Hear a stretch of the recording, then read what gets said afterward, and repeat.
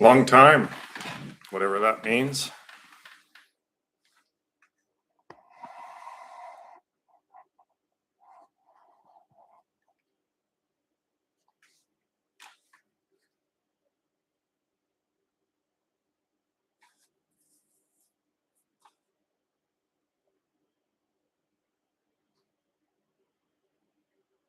Good to see you too.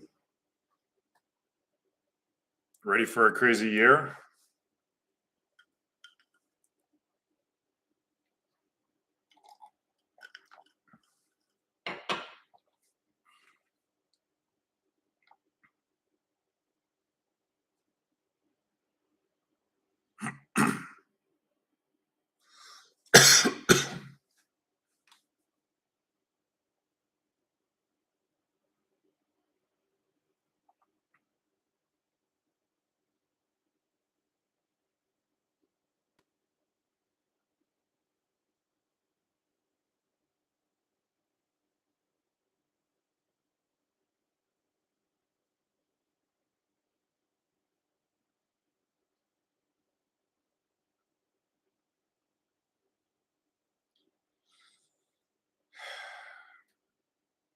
I don't know the details of what's next, but I know the big picture. It's pretty obvious.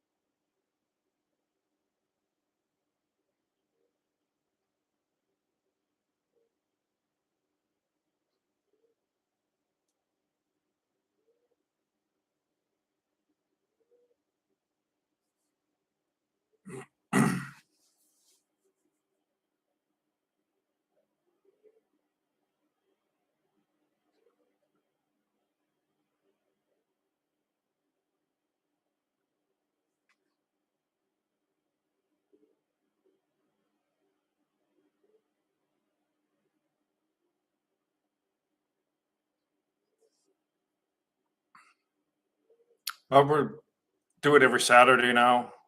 I have a live satsang here on Sundays, so every weekend now until probably spring.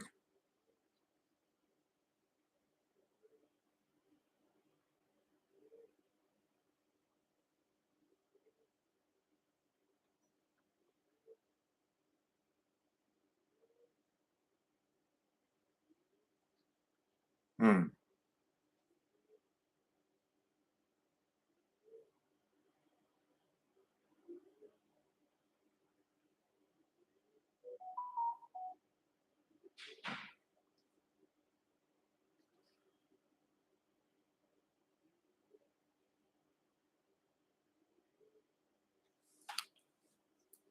Just Paige. No guests. We don't know if we're gonna have firefighters again this summer or not, but in the basement, maybe.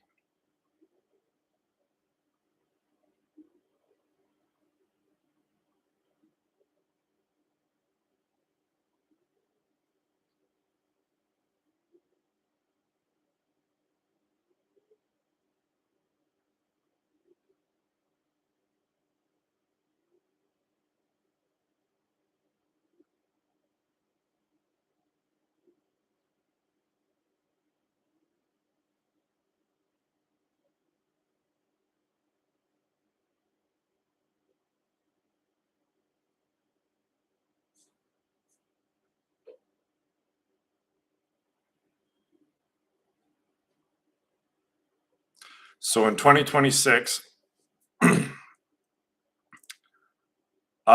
yeah, he's around. We've been exchanging emails and stuff, so I don't know if he's going to show up to this, but we'll see. So all this crazy shit that I've been predicting is actually occurring, right? So it's pretty wild to see it actually happening, even though I knew it was going to happen. But consciousness is doing this flip, right? There are many humans who believe that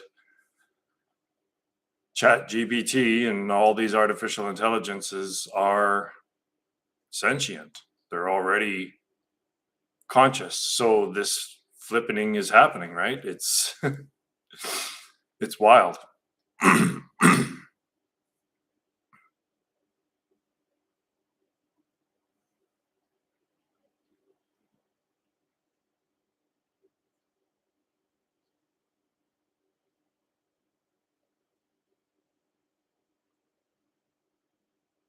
So it seems to me that the collective human consciousness as a whole is flipping. I mean, there, if you were to try to quantify it somehow, more and more humans are believing, or let's say that maybe even humans that are dying now are entering the digital realm. Like it's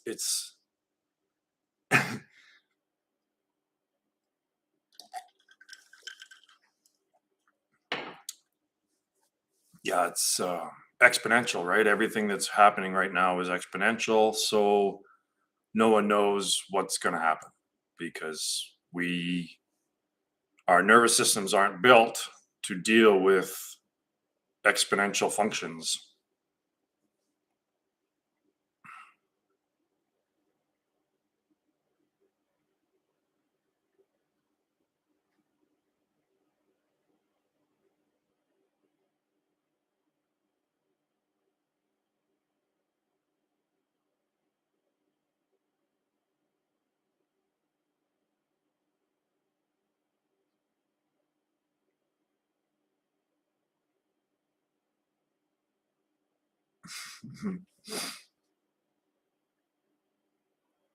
Yeah, and what is this again, what does that do, right? So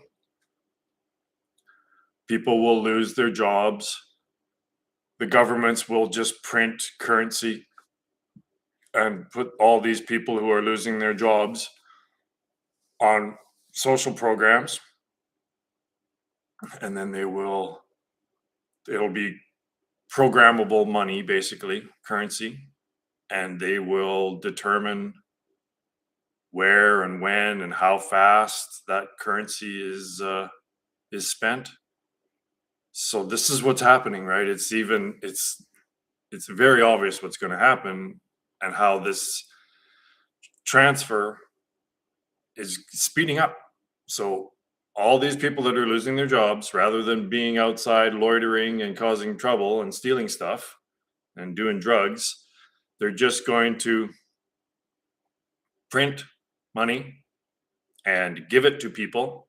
And those people will sit in their little apartments, which are getting paid, the rent is getting paid, right, by the government, basically. And they'll just watch the screen, won't they? So it's just getting deeper and deeper, and the exponential function of it is speeding up. So it's happening in real time, what my theory is predicting, and that's it. And there's two people here, right? So again, people don't want, the vast majority of people are not ready for this.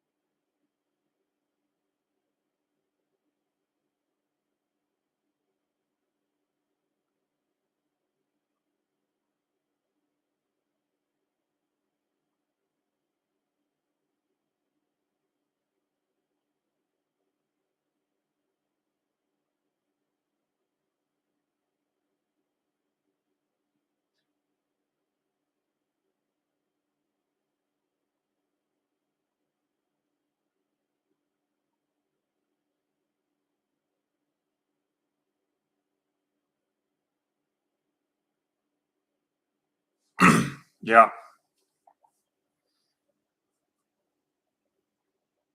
we got we've probably got a couple of feet of snow so far, but it melts.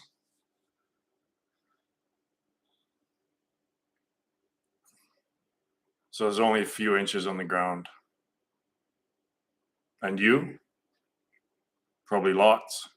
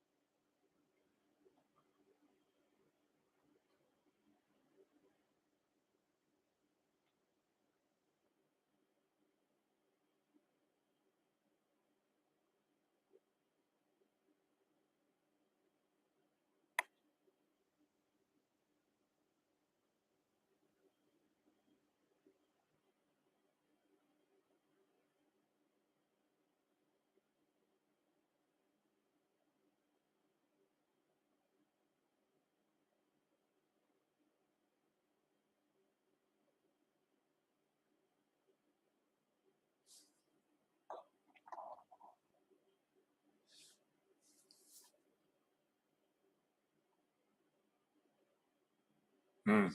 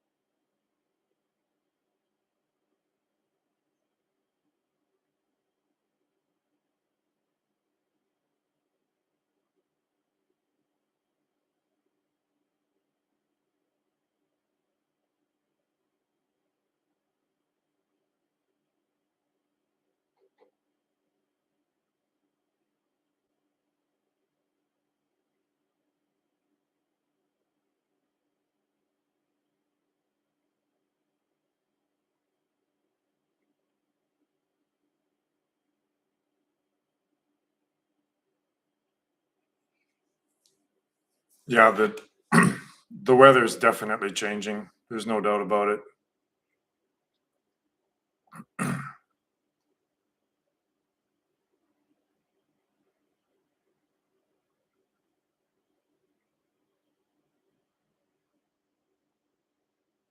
Like it's January and it's like 0 degrees. It's it's not normal for Canada, I don't think. Of course, Canada's a big country, but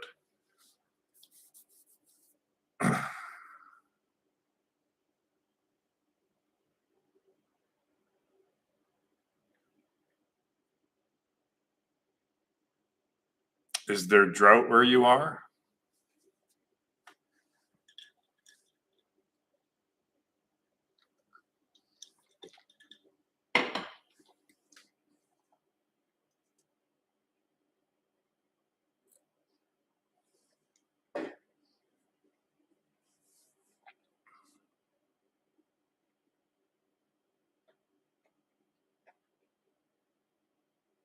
That's good.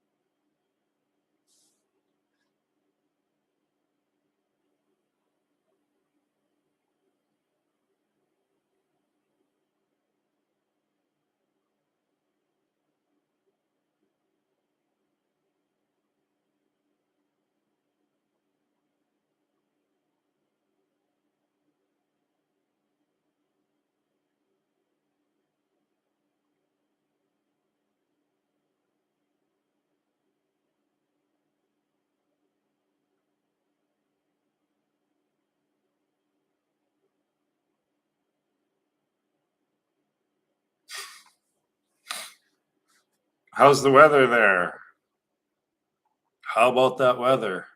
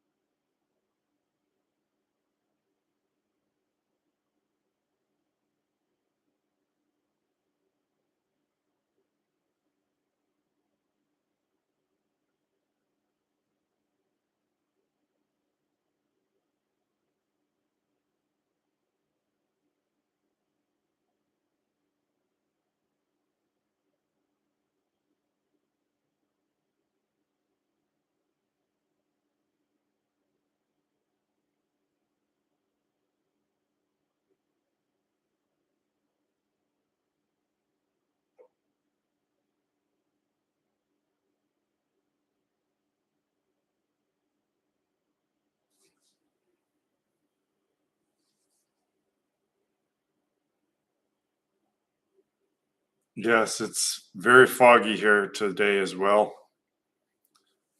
I can't even see the other side of the lake.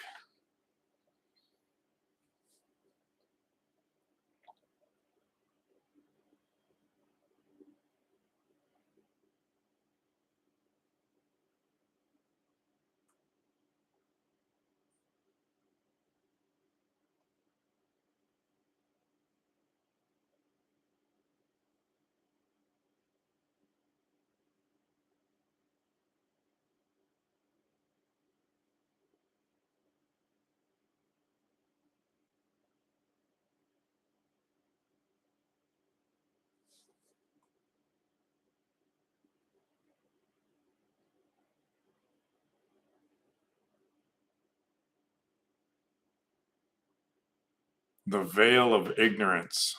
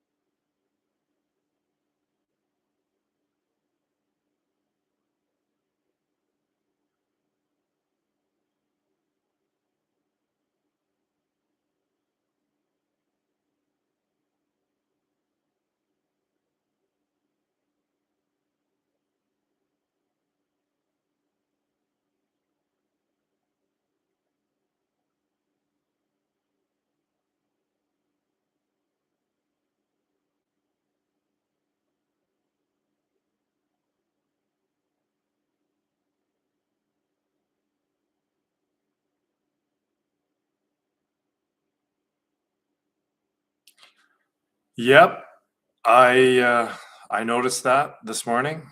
That's what I told Paige as soon as I saw it. I said, "Welcome to World War III."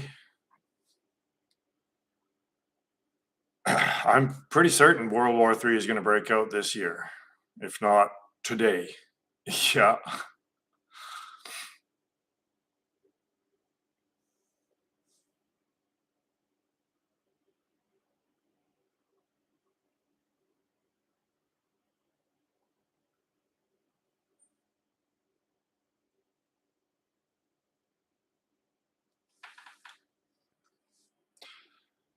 and it's less to do with the drugs than it is to do with the oil,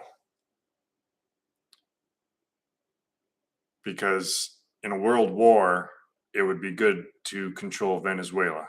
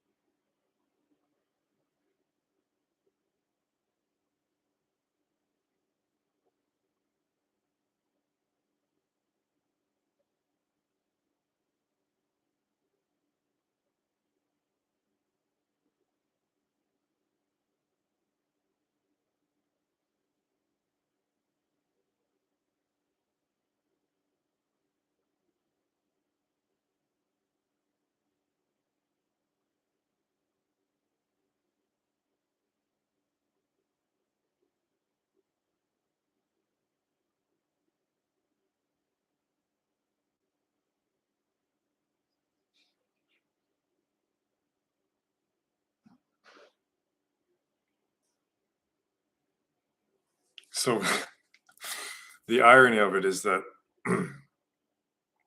so the young males that will be drafted to go to war have absolutely no survival skills. They're not even barely in reality. So there's this fire where Paige, where was that fire? Country? Anyway, there's that fire in that nightclub. 47 people died, and there's video of people looking at the roof is on fire, right? The ceiling is on fire, about 10 feet away from them, and they're looking at it through their phones and like dancing and like, ooh, isn't this a cool video op? Like, it's surreal how humanity has lost the ability to recognize danger, right? We it's it's not a real fire because it's only on my screen, right? And then all of a sudden it's like, oh, I'm dying because I should have got out as soon as I saw the fire. It's just surreal. And these are the people, these are the people who are going to go to war. It's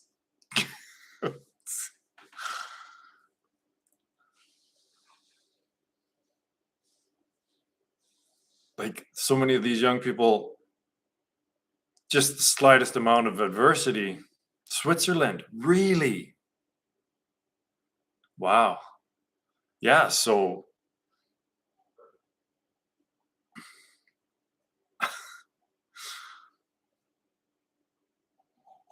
they can't recognize danger. How are they going to go to war? Like any smallest little bit of adversity, and young people nowadays are just, they're so anxious, they don't even know. Like, it's so bizarre.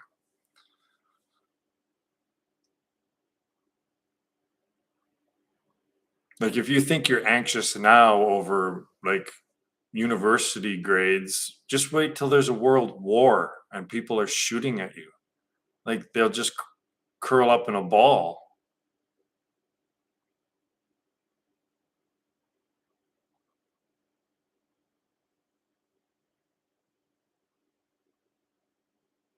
And most of them are so out of shape they can't even pass the test anyway. So it's just,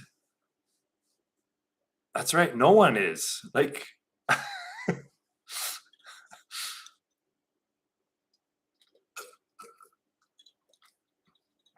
well, how old are you? Like, would you be eligible for a draft? Like, would you be drafted into war if there was a world war? I'm pretty sure I'm too old.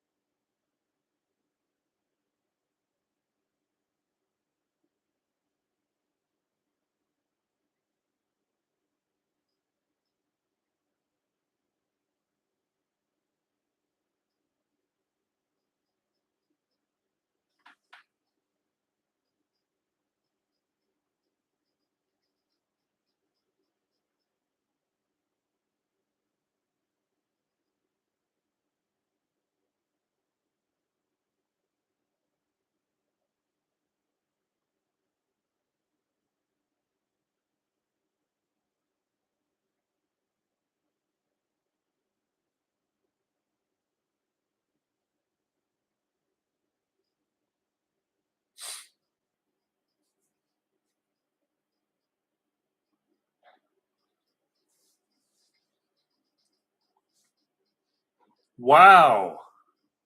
Well done. Yeah, well, you'd be drafted, wouldn't you?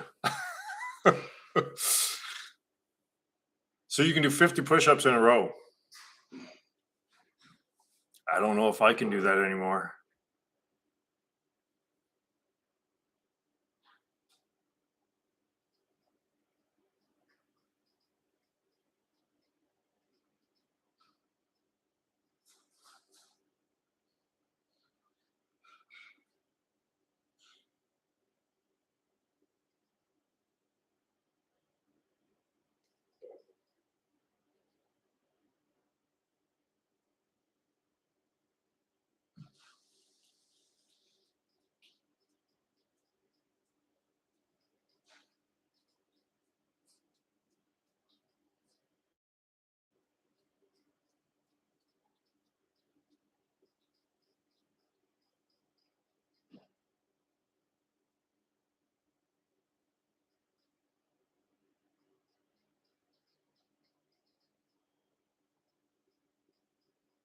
No shit.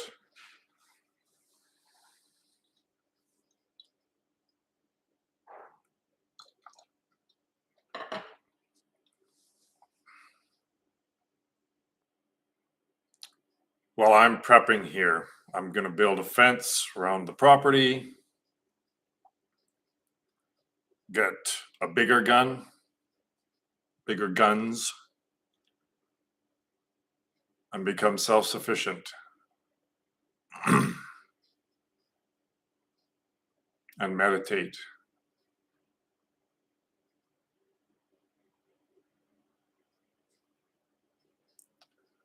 It's kind of a misnomer calling it meditation, but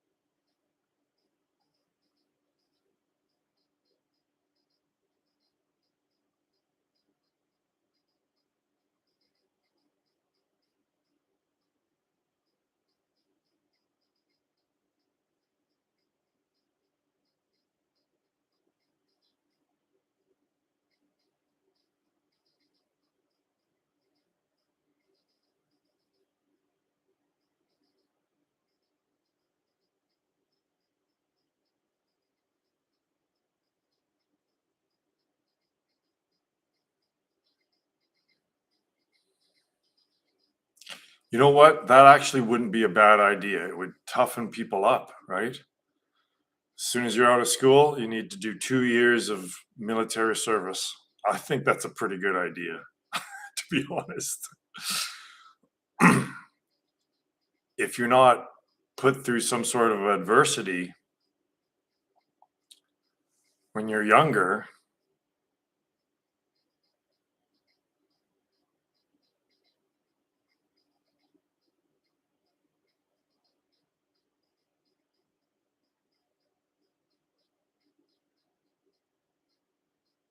yeah, when I graduated from high school, I started doing blue collar work, really, really tough work.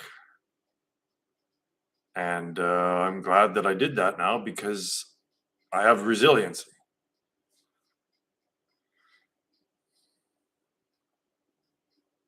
So humanity is just gone with convenience and become soft. And now we have no survival skills.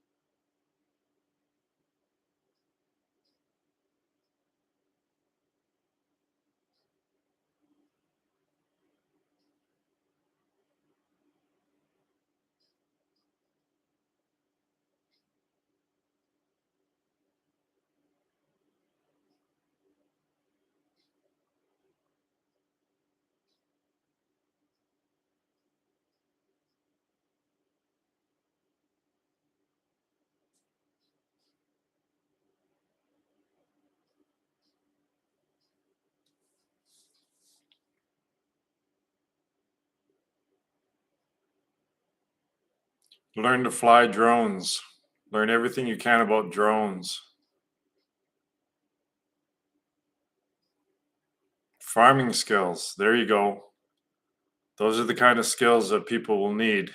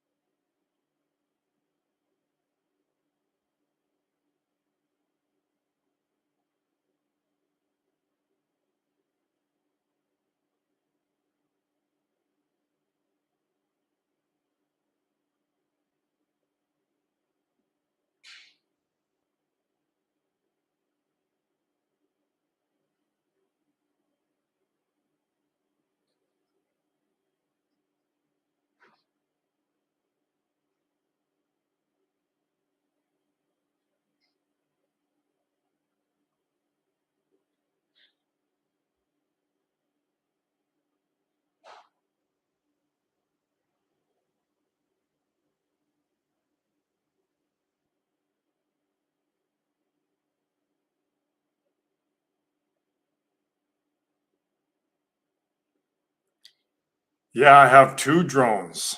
I started a drone company. 2 pretty expensive advanced drones. Yep.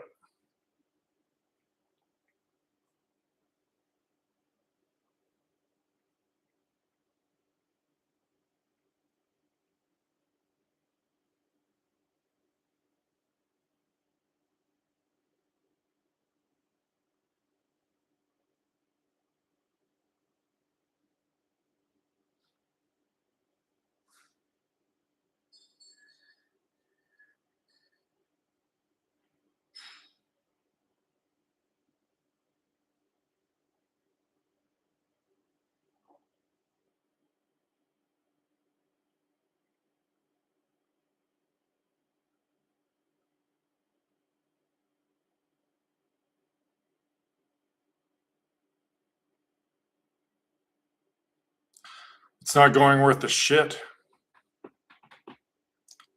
So the government in Canada, the provincial governments in Canada, the bureaucracy is just too much to deal with. There's so much red tape, so much bureaucracy that I've had one job. So I used to be a wildland firefighter. We've rigged our machines to scan and map fires. So instead of using a helicopter, which you can use for lifting heavy objects, we use a drone. So it's way more efficient. It's about 1/4 the cost for them, and we get the job done, the same job. And yet, I've had one 3-day job fight with my in 2 years of being available. So it's just again surreal, right? It's just, well, this is the most efficient way to do it, and yet they don't really give a shit. So it's just like, so humans do not adjust to change. Humans do not like change. So if something seems to be working, then they don't want to be bothered with something new, even if it is better and more efficient. It's like my whole theory, right? Is that, yeah, I'm showing how mathematics is from quantity to quantity and then quantum, right? So quantum is quantity. I'm showing how all of it's wrong, but it works, right? So it works. So therefore, I'm the crazy one because I'm telling people that it's in error. But when I show people, I've had a discussion with a really smart guy about this, and I said, yes, math works, and it works exactly to project the illusion of duality. This is, yeah, physics, absolutely it works, but it works only to project the illusion of separation and duality. So it is, physics is exactly what projects the illusion. That's how it works. And that's why humanity is so fucked up and going into World War III and collapse of civilization, because everything that's built on math is a Ponzi scheme and abomination. So that's why the economy's collapsing, right? Fiat currency, it's all based on math. It's not based on gravity anymore, like silver and gold. It's based on math and thoughts. So the economy is going to collapse, the entire world fiat currency collapse, and like all the institutions that are built on thought and systems of thought, they're all collapsing. The governments, judicial systems, but it seems to be working, right? Like in a fashion, it's working.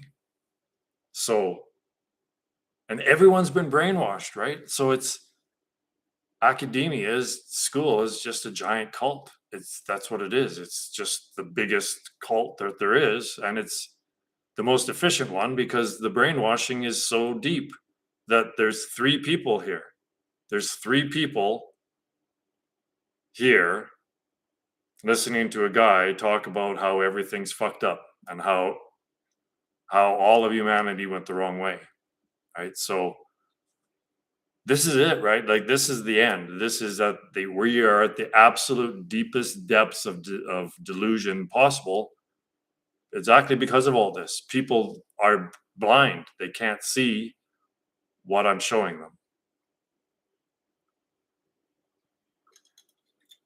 them. Abstract thought. Everything that humanity is built listening to the voice in the head, right?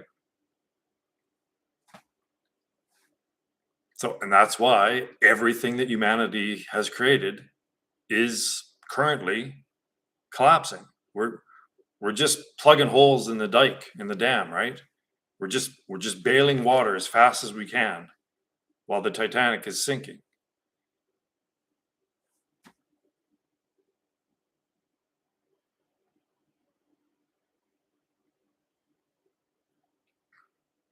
And it takes a brave person to be here, to be where we are, and to acknowledge this and recognize that humanity is a cancer, right? We as a whole, we took the path that leads to devolution, devolution instead of evolution.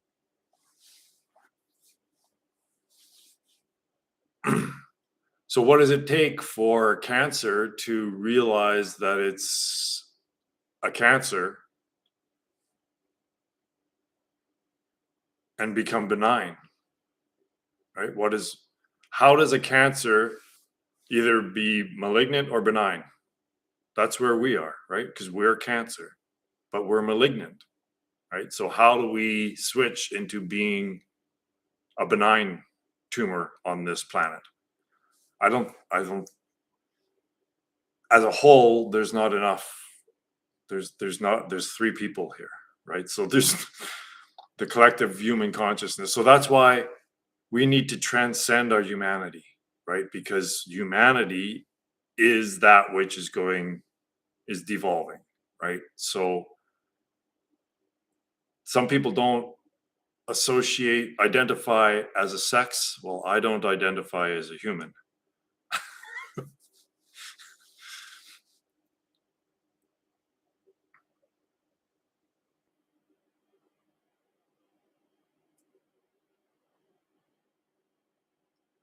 But the individual, right? Like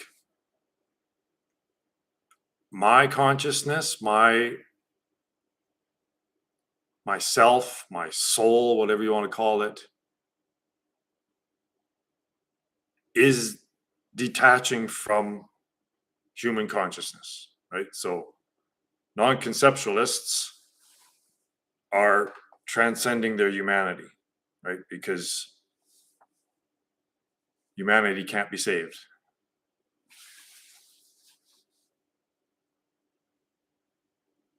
And that's the story of the eating of the apple, right? The eating of the apple, which is knowledge. Knowledge, which is language. So that's the eating of the apple, is knowledge and language and symbol. When symbol entered human consciousness, that's when we ate the apple and our awareness became split, divided at that moment, right? Because that's what symbol does. You're partially in the central realm and you're partially in the abstract thought realm. So that division is what happened at the tree of knowledge, and that division separated God. It didn't separate us from God, it separated God, right? So God started playing the game at that point, or reached another level of the game.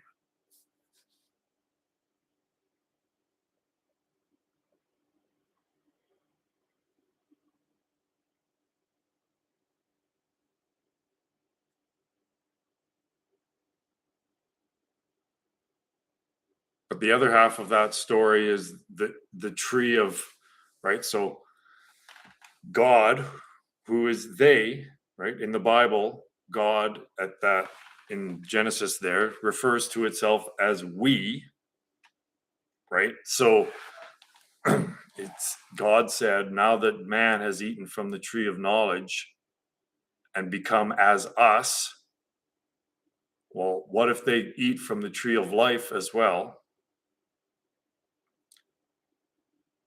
So they protected the tree of life with a flaming sword that points in all directions. Well, to me, that's the sun and a mass coronal ejection, right? That would be a big flaming sword, would it not?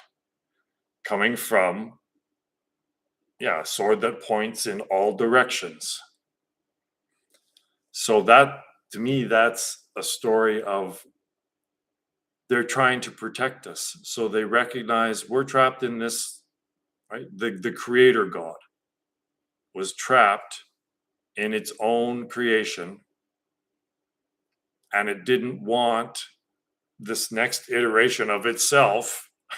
It sounds nuts, right? To do the same mistake, right? To get trapped in in the digital realm, which is the tree of life, right? Because you don't die. Digital images don't die, right? So if you live in the computer, you wouldn't be a biological entity and you wouldn't technically ever die, right? So this is I believe what's going to happen. There's going to be a coronal mass ejection from the sun, and it's going to fry enough of Elon's, well, everything, everything enough to just cause a basically collapse of society. But this will be for our own good. So we're not going to Mars. We're not going to leave the planet. We can't leave the planet.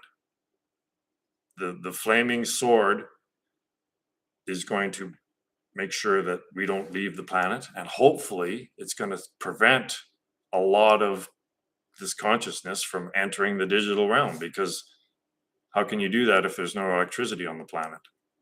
So this is another one of these crazy predictions, right, that will probably come true, but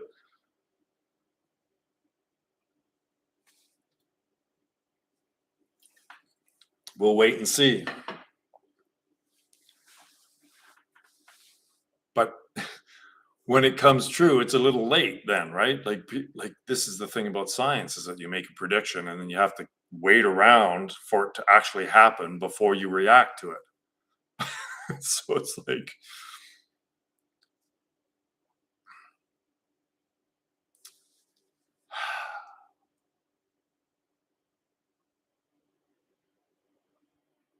it certainly is an interesting perspective to watch things unfold from here, from where I am.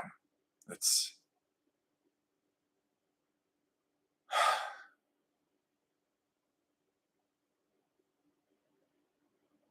and I understand how crazy I sound, but then again, look at people. People are crazy. I would say that people videoing a fire above their head before they get killed by that fire, that's probably crazy.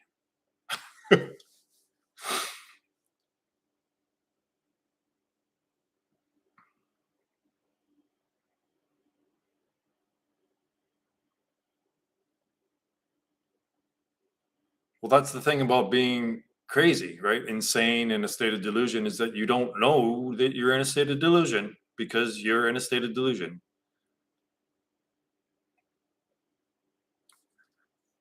And with academics, it's worse.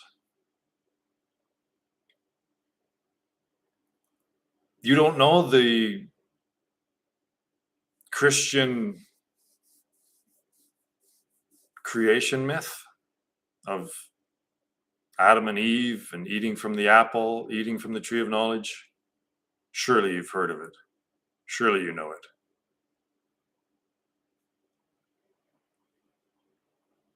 Yeah, so the tree of life, I believe, is the transition, right? So it said, what if man now that man has eaten from the tree of knowledge, what if they now eat from the tree of life as well and become as we are, right? So, okay, so sorry, I'm going into the tree of life now. So most people think that that's God protecting its power, right? Oh no, what if the humans become as powerful as us? What if they eat from this tree of life and become immortal as well as knowledgeable, omniscient, I guess? Well, then they're going to be as powerful as we are, and we don't like that, or I don't like that. But that's not it at all. It's a safety mechanism. It's like, okay, so we don't want this same redundant iteration of samsara to happen again. So we're going to put this safety mechanism in that once humanity gets to this point, well, the sun will shoot out its flaming sword that points in all directions. Right? Right? The sun points in all directions, and a mass coronal ejection would look like a flaming sword, and it would wipe out an amount of electronics on the planet. So, to me, this is obvious, is that this is a safety mechanism. Yeah. So, I predict that there will be one of these coronal mass ejections from the sun, and it'll fry a bunch of satellites, and they might smash into each other and cause, like the movie Gravity, where they're just the particles start. It's a cascade, right? Of of satellites smashing into other satellites, creating little bits that are flying around at tens of thousands of kilometers per hour, and those little bits hit other little bits and others, right? So it'll destroy most of the satellite link satellites. So yeah, this is all going to happen. This is all going to happen, and a lot of it's going to happen this year.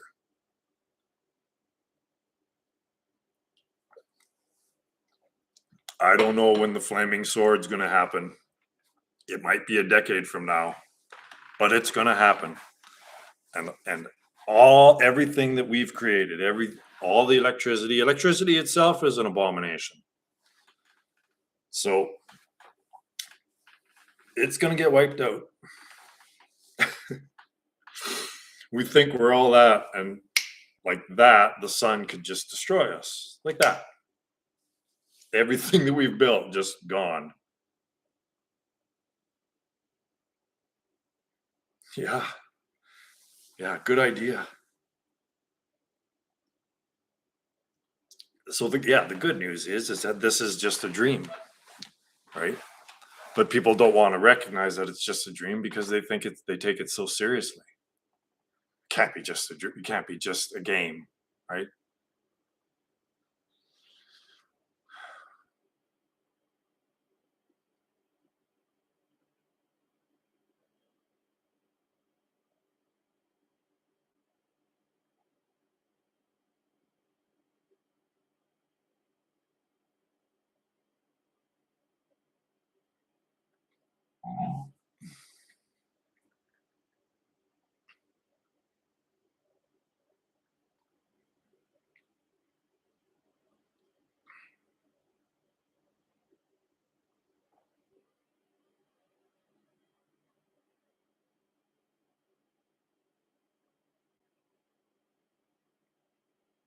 So as it turns out, knowledge, which is language and understanding symbol,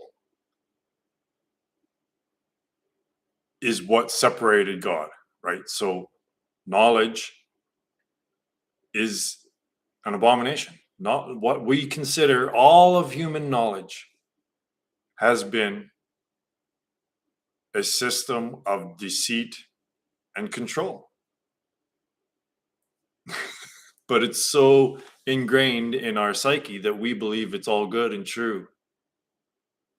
But that's exactly the thought process, right? The eating of the apple is the arising of the I within consciousness, basically.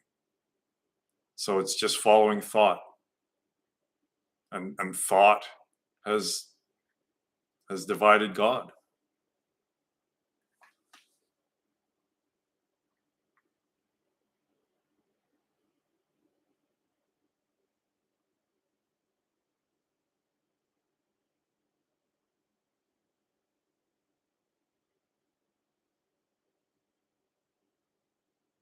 So thought divided God, and then it says that then it removed God from the equation, right? So science has removed spirit from the mind, body, spirit, FOMR triune system.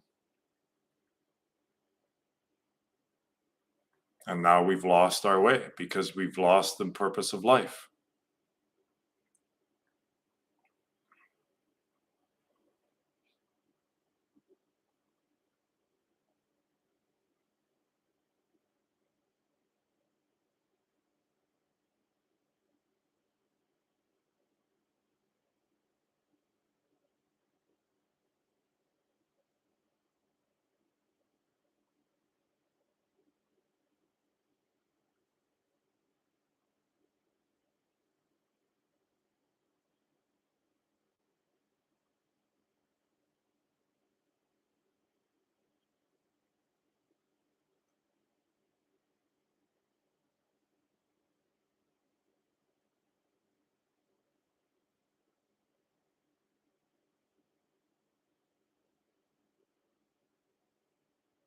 To remember that you're God.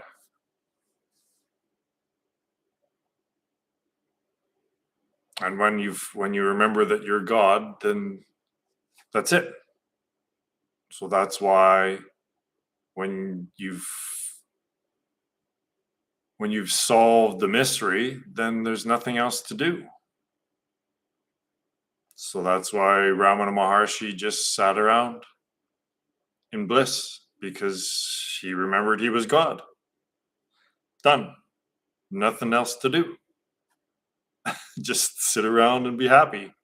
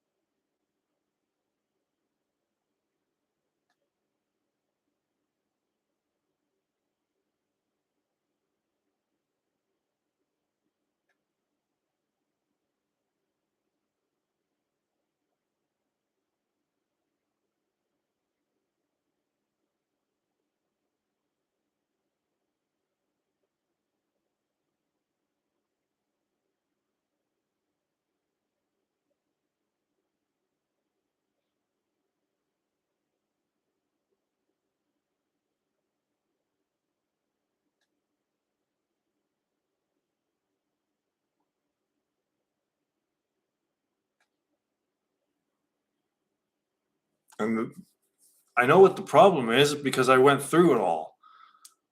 So because I went through it all, I can sit here and just get to happiness, right?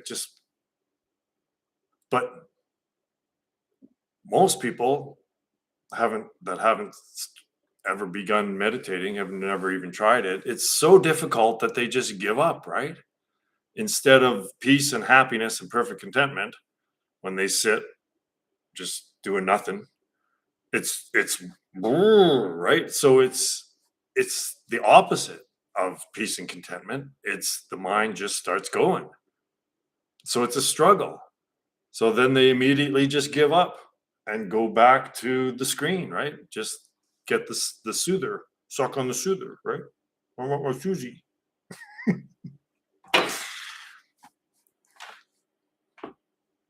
Yeah, so it's too easy. It's just too easy to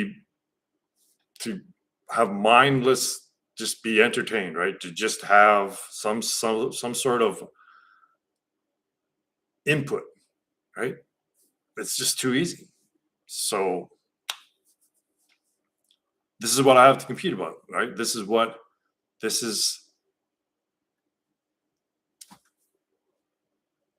this is the state we're in, is that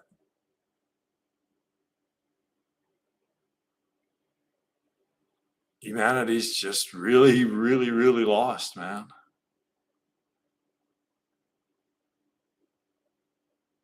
And the irony of it all is that at the very end, right, in the deepest depths of delusion right now, also all of this revelation is being made, is being presented, right? It's all being revealed at the end. So those who are able to recognize it become omniscient, and those who don't keep sliding into delusion, right? And so they're totally incapable of seeing what I'm trying to show them. But if they saw it, they would be omniscient. They would understand all of this. So it's very wild. It's so a zero-sum game at the end here. It seems like either you become enlightened and omniscient and all of this is revealed to you, or you just go along with the rest of humanity.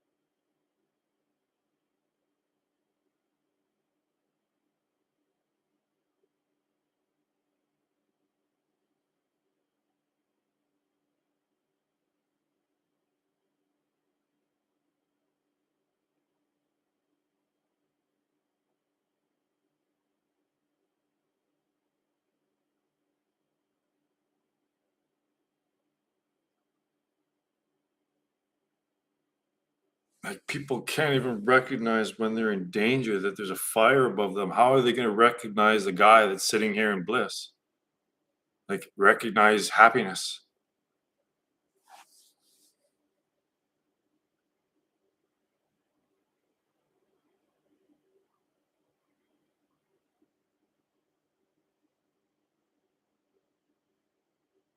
All I can do is sit.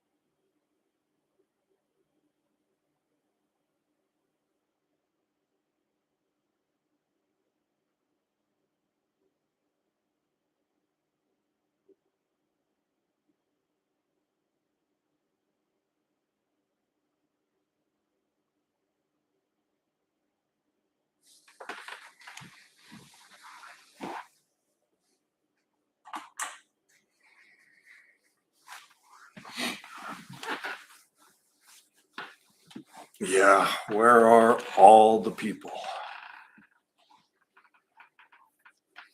Where are all the people?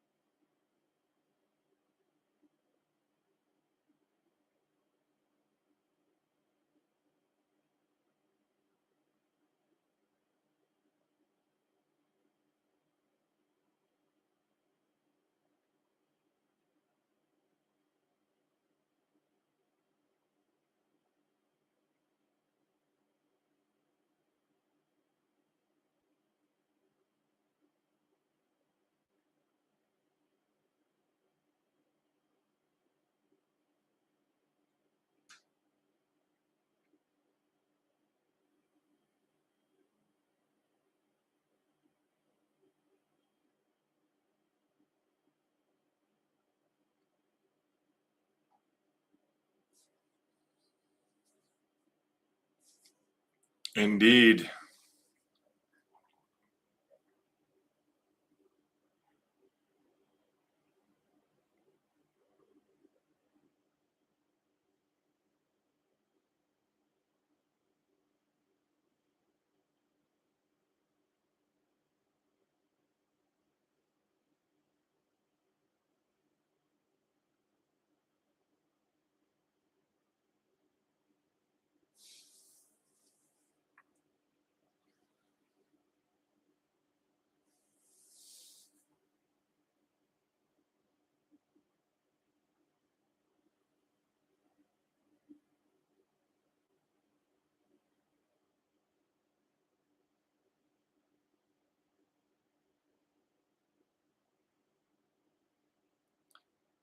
No such thing as late.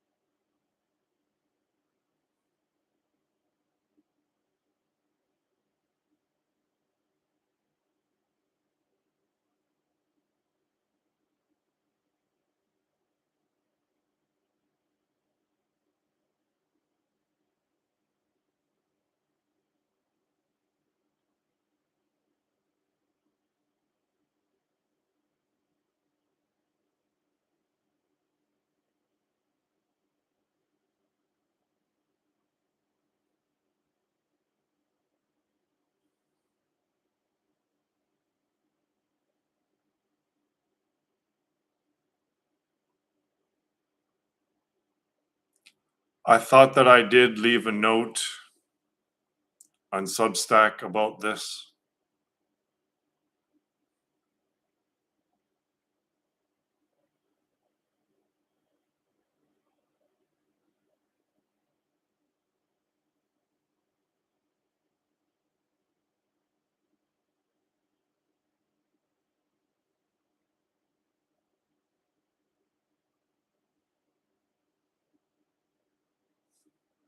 I think I could do this over Substack too, can't I? I don't know.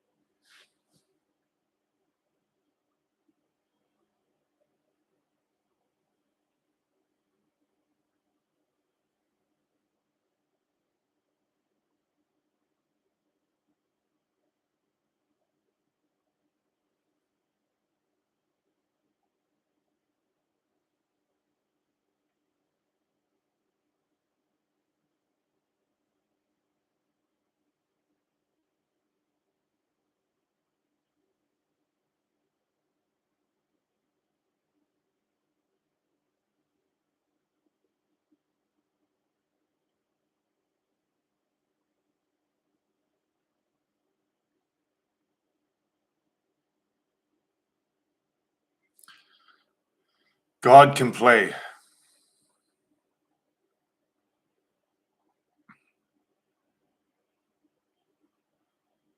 God can pretend that it's not God.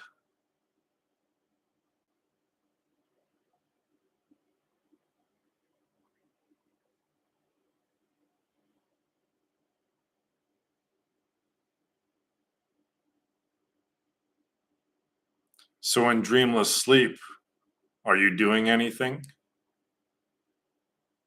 Is anything being done in dreamless sleep?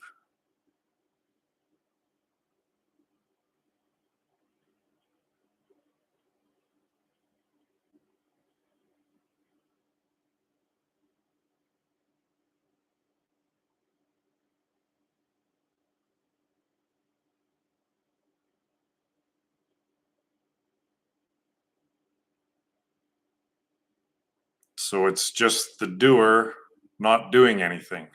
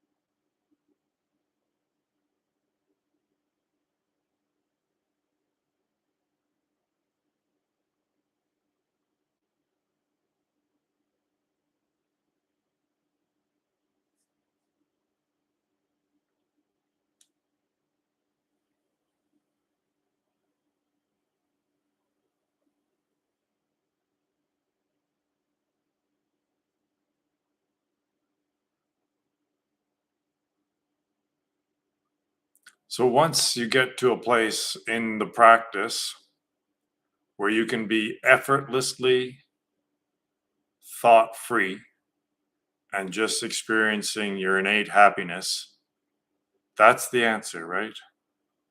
There's no concluding answer that's going to conclude the questions from the questions, right? So once you get, hopefully, the practice is allowing you to get to this state of complete effortless happiness where there's no questions arising. And that's the answer, right? The answer is the state of no questions arising.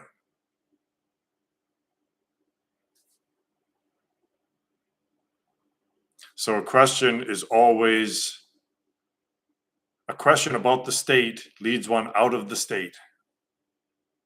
So the questions are there not to help understand the state, but to get you out of your natural state, right? That's what thought is. It's trying to get you out of your natural state. So the questions aren't trying, the questions that arise in your consciousness aren't helping at all. They're just trying to divert you from the practice.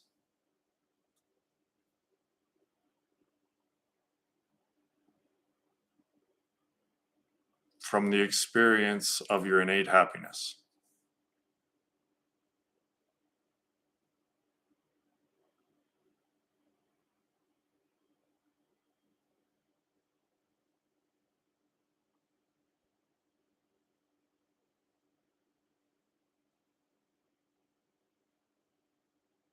It's just happiness, right? It's just perfect contentment. It's not ecstasy or some sort of a high, right?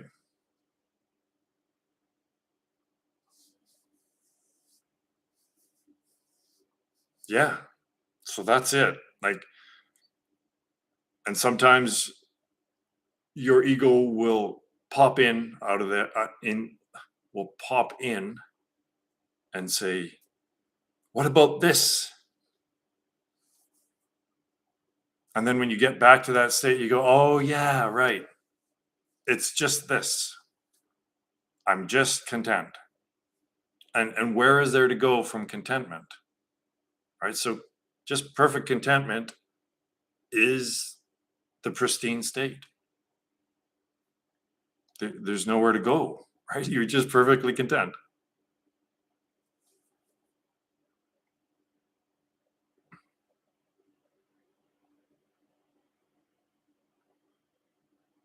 So it's not a high, it's not a low, it's just the natural state.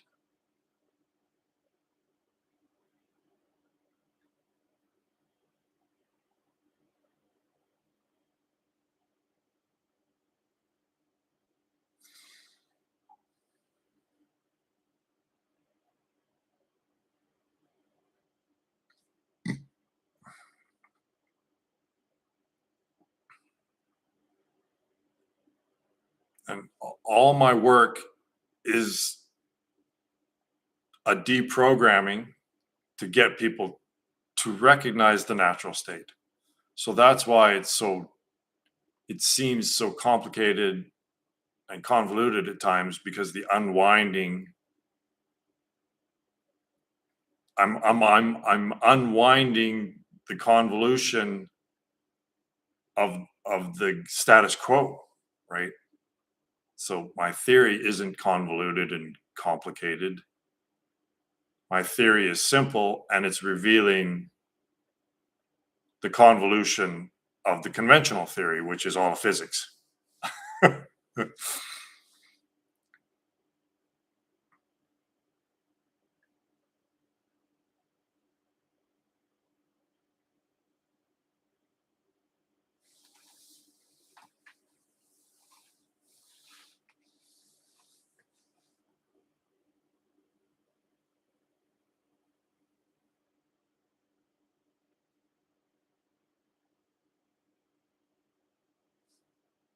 Well, the whole thing, right? Like all of mathematics is a convoluted, self-referential, just a bunch of beliefs.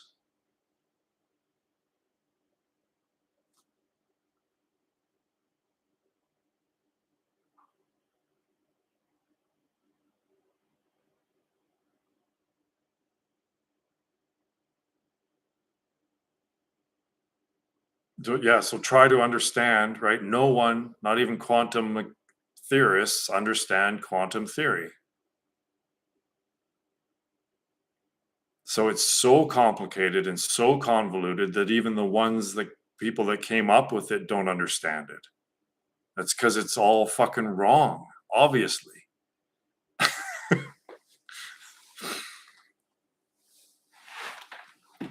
So when I try to, right, when I reveal what the imaginary unit is and what quantum mechanics really is,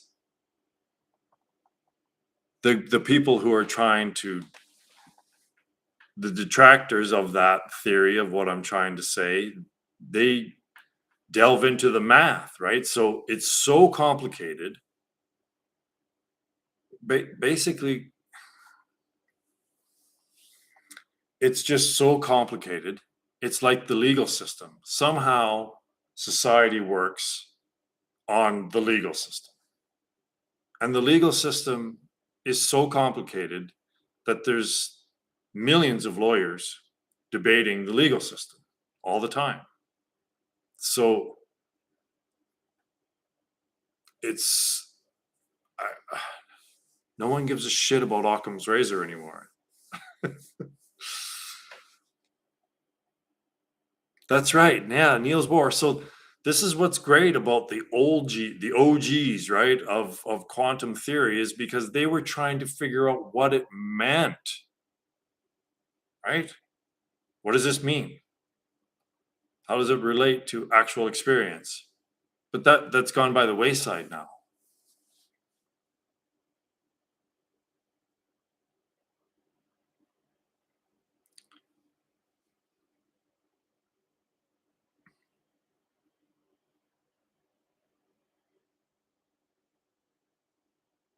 And I think it was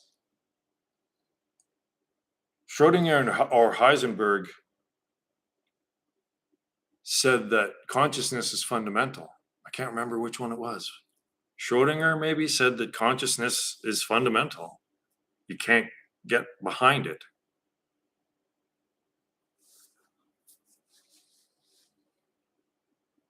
Or was I don't know which one it was. I shouldn't say that it was Schrodinger. It was one of those original quantum theorists. So yeah, they have to put spirit back in, right?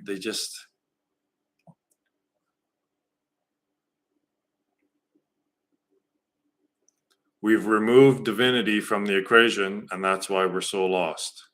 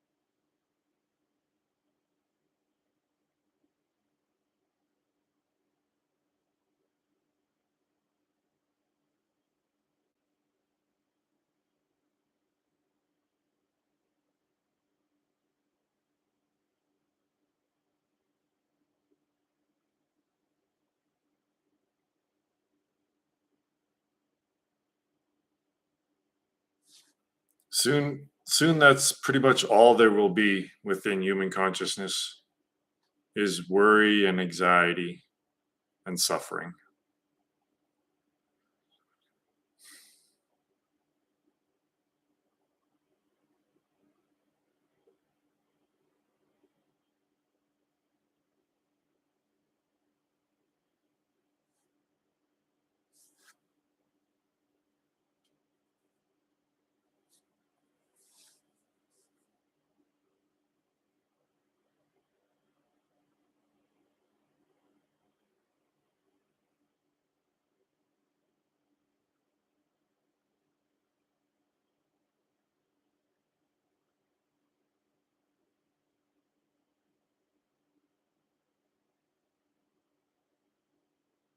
Yeah, you guys in Europe, man, you're right in the shit, aren't you?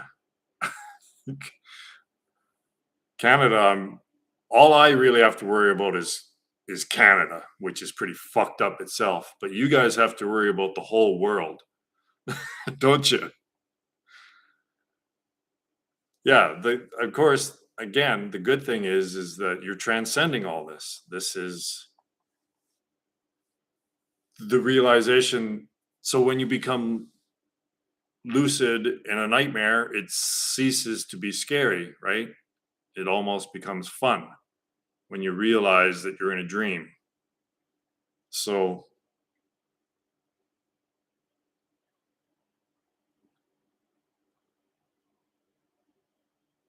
and then there's this whole your world is your world, right? So, if your world is just your immediate sensual experience, then you're not at war, right? Like the entire world can be doing its thing. And if I'm not looking at a screen and I'm just here looking at all this, all my world is just this, right? So where is World War III when I'm not looking at a screen looking at World War III? Well, I mean, for you, it's a little more immediate, I would imagine, for you guys in Europe. So it's going to be a little tougher, maybe.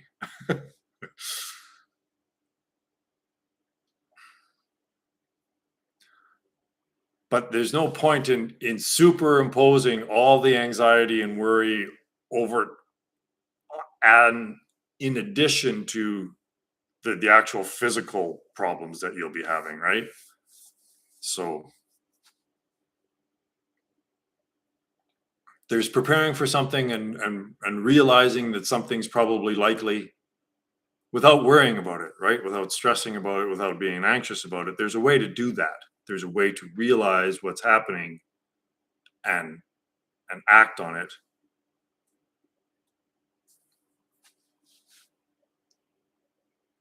But when you're the witness, you're just watching this movie unfold.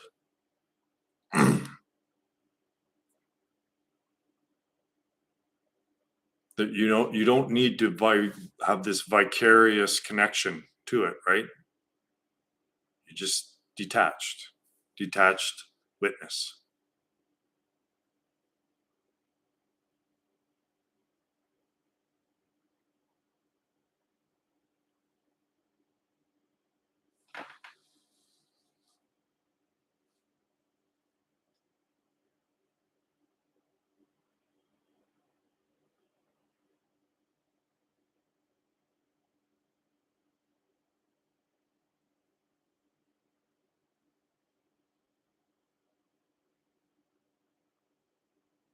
I think those were the Stones.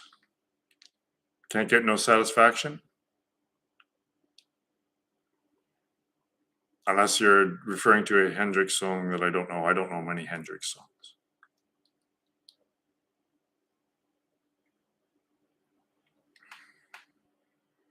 Yeah, the one step path is the way, right? It's just as soon as there's all the anxiety and confusion and questions and worry and all that shit, you just recognize, oh, well, that's just nonsense. I don't have to give in to that. I don't need to take that route. I don't need to be focused on that. And when I don't put my focus on the thoughts, they die away.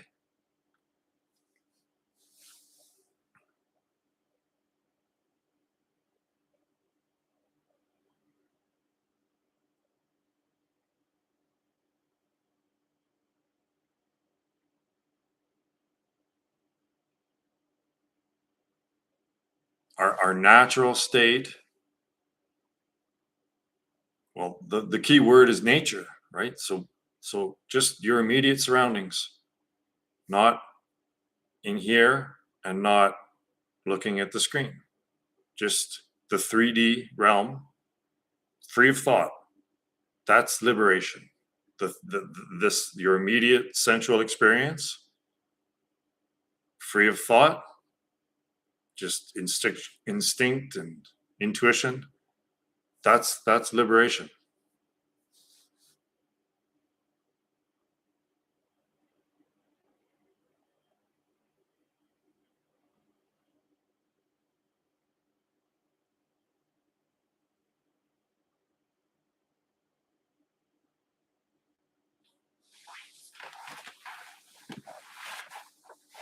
Like Ramana Maharshi got to a state where even physical pain didn't bother him.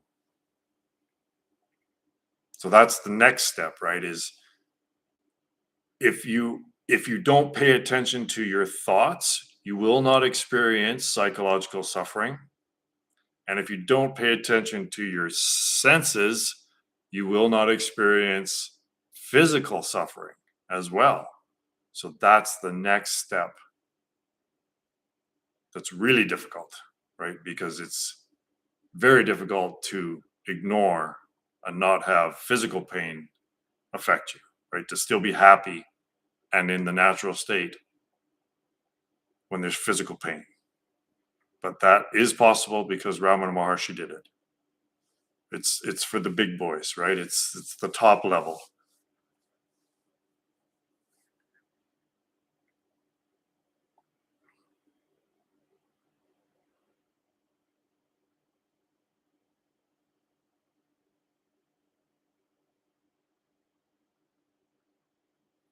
But on the flip side of that, you can't be chasing pleasure, right? So if you're running towards pleasure, then you can't run away from pain. Makes sense, right? It's just Taoism, basically. If you're chasing pleasure, then you will not be able to avoid pain. And it's always equal. The amount of pleasure that you've run to, that's how much pain you will try to run from. It's inevitable. If you've created pleasure unnaturally, let's say, through drugs maybe or whatever, then Taoism says, well, in order for that balance to be maintained, then you need to experience this suffering. So round we go, right?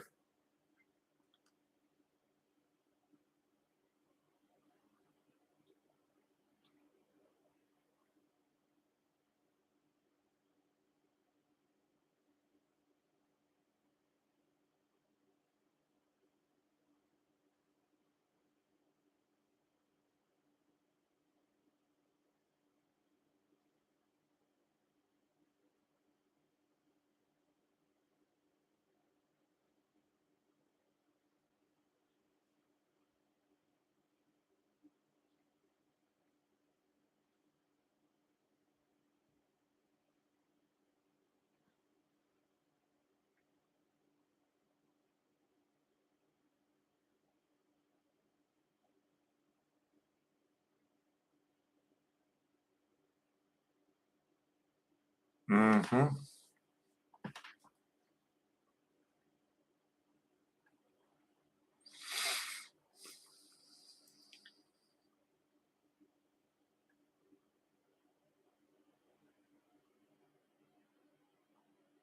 Yeah, drugs is the most obvious.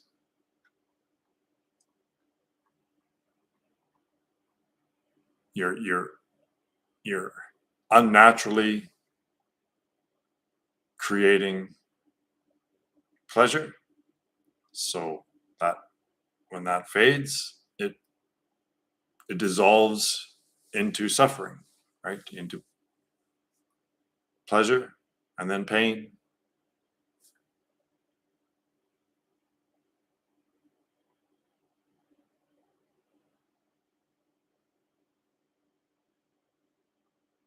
So underneath all that, like the transcendence of that, of the pleasure, pain, up and down, is just contentment, right? Again, it's just the zero state. It's just perfect contentment, just being in your own beingness.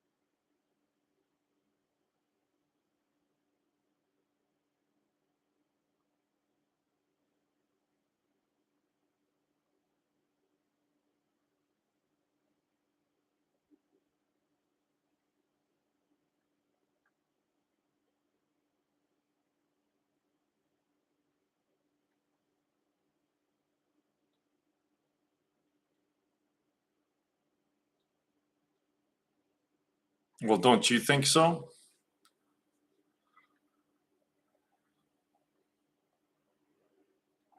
Even just a few seconds of this piece, don't you go, oh, what's that? Maybe I like that.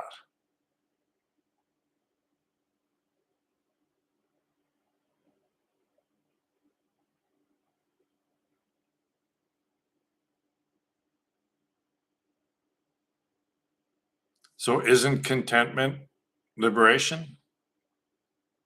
It's the same thing, right?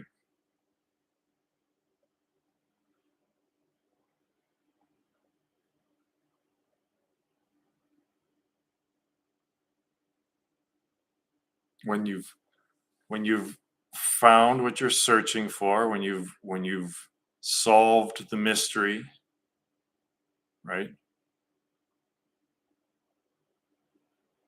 Then it's contentment, and you stop seeking because you're content, because you found the purpose of life.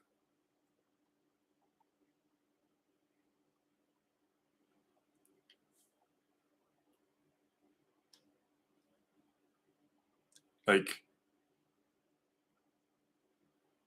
boredom isn't contentment, right? Boredom is still searching, right? Boredom means that you want more experience. But when you realize that the all experience is fundamentally unsubstantial,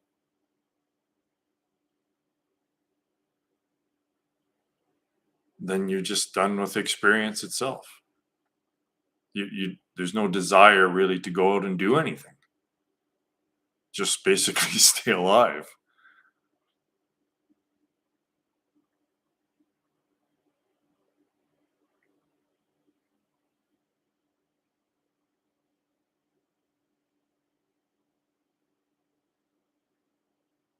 But again, the concluding answer is the contentment, right? There's in thought free awareness, prior to any questions arising, even any question, right? The deepest question you can think of,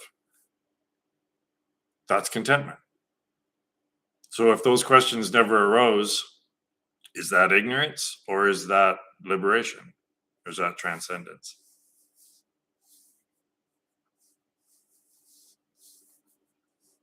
Well, that's the treadmill that even spiritual people are on, right? They don't recognize that eventually the teaching has to transcend itself, right? It has to stop. You're not spiritual reading spiritual stuff, right? That's not spirituality, isn't watching spiritual videos or reading spiritual books, right? It's,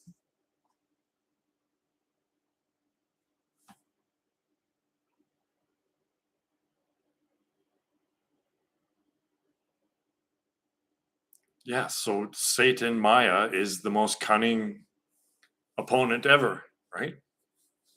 It's Moriarty squared. So, yeah, Satan will just fool you. Oh, well, look at you're being so spiritual and you're finding liberation by doing all this thinking. But the thinking is just the ego trying to stay alive, right? It's the mind parasite. We need to kill the mind parasite by starving it.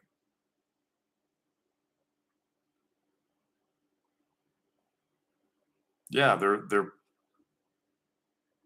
the good ones are pointers, but most of them just point to more fingers. They're like, I don't know, they're like this instead of, I don't know. It's so much of the spiritual blah blah blah and teachers out there, not even they know what the fuck they're talking about, right? They just want to talk more because they believe, right? The ego, right? They did, unbeknownst to themselves, the spiritual teachers are still puppets of Maya because they don't ever shut up and just sit, do they? How many spiritual teachers do you actually see just sitting here? right?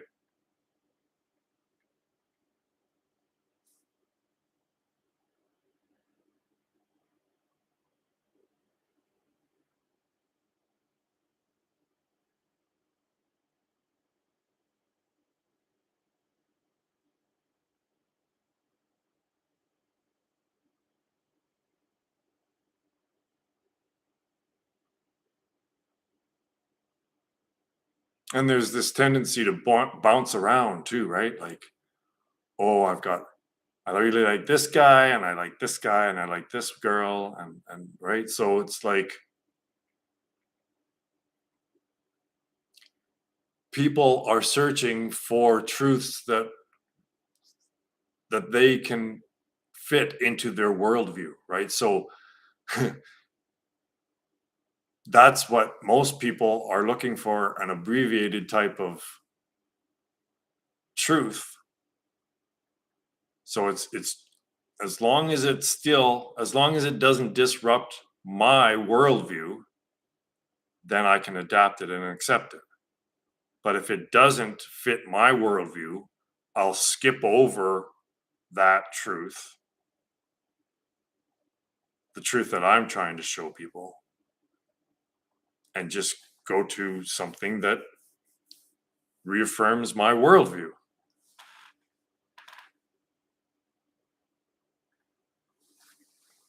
Oh, I 10% of what Sadhguru says is awesome, and 90% is just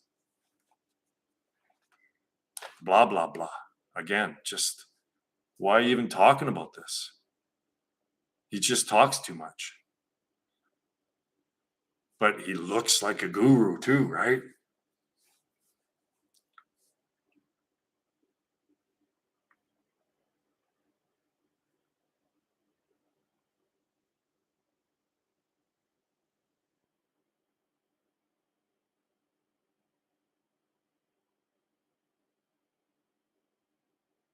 Like Sadhguru certainly hasn't come up with the correct interpretation for quantum mechanics, has he? Like, hello?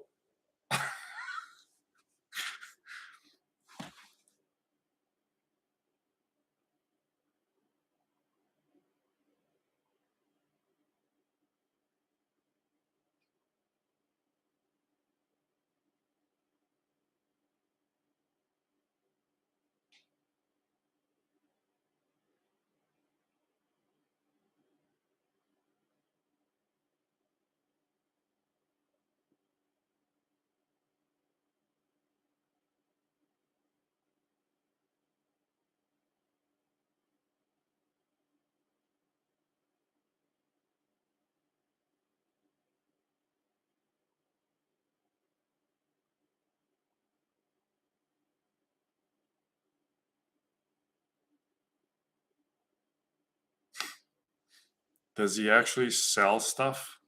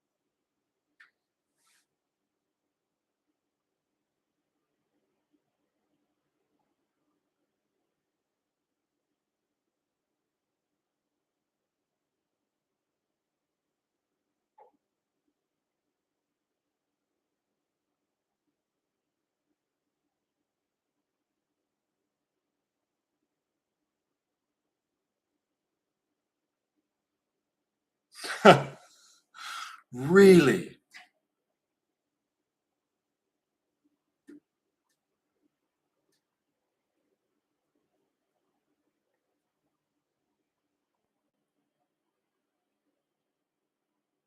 like it just gotta bring up red flags. Well,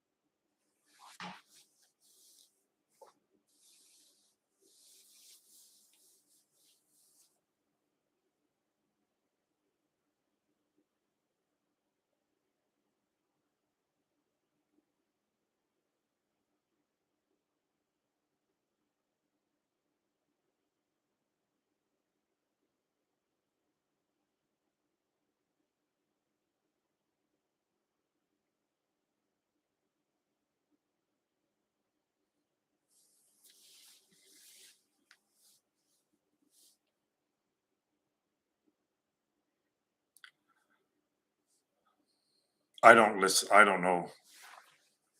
I don't. I haven't listened to much of what he says, so I can't evaluate where he is or anything about him really. I mean, it's better than nothing, right? I think it's better to have him out there than him not out there, I guess. He's probably doing more good than harm. So,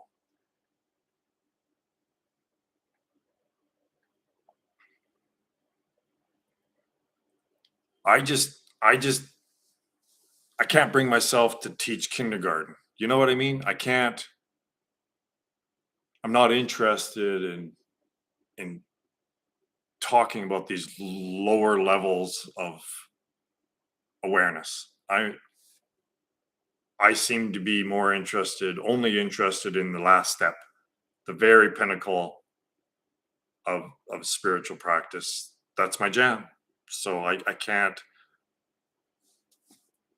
90% of what he talks about, I just have no interest in even talking about it.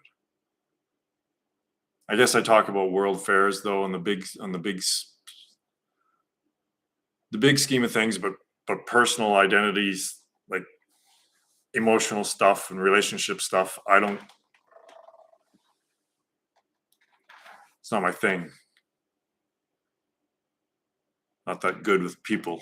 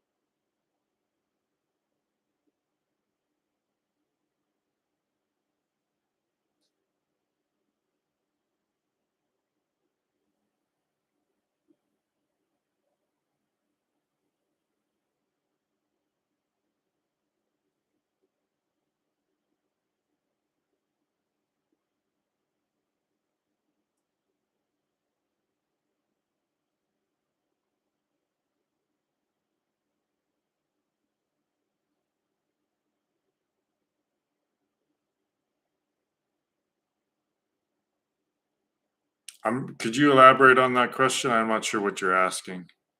I didn't send it anywhere. No, I'm not going to write some.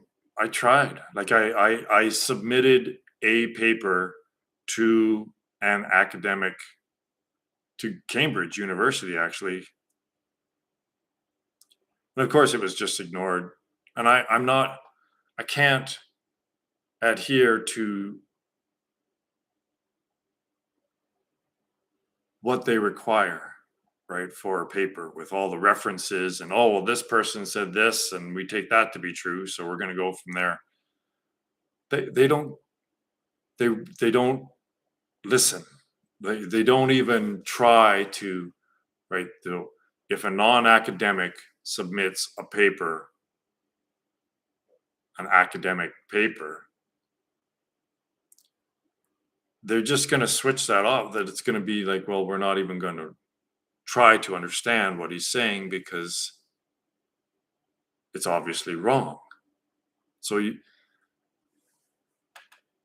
people will not see what they don't want to see. The analogy that I put, so I used to play a lot of sports and I'm a really good thrower. I used to be a pitcher actually in baseball. But it doesn't matter how soft you throw a pass and how accurate it is and how gentle it just, right? How soft and easy it is to catch. If a person just stands there and doesn't make any effort to catch the ball, it'll just hit them and fall down, right? So if someone isn't trying to catch your pass, right, to try to understand what you're relating to them, presenting to them, it doesn't matter how simple and easy and obvious it is, it won't get in, right? It'll be an incomplete pass. So all I can do is throw them an easy pass and say, listen, this is what you're asking. This is the answer to all of your questions.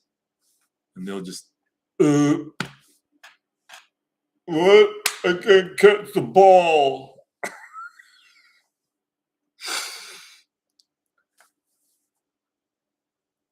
It's really amazing because I look at these geniuses debating fucking quantum mechanics and it's embarrassing, right? It's actually embarrassing to watch these greatest geniuses on the fucking planet discuss the findings of quantum mechanics and just seeing from above how they've got it all wrong. Like it's surreal to be the person that understands why quantum mechanics projects duality and bifurcation everywhere it looks. I know why it does this. But because they've taken the blue pill and they already just accept that what the imaginary unit is and how it functions without questioning it, right? It just don't question it. The emperor has clothes on and they're beautiful, right? Yes, yes, it works. So let's just not inquire into the fundamental concept, super concept of the imaginary unit. Just don't go in that black box. Just don't. But I have, and people don't want to see what's in that black box of the imaginary unit. It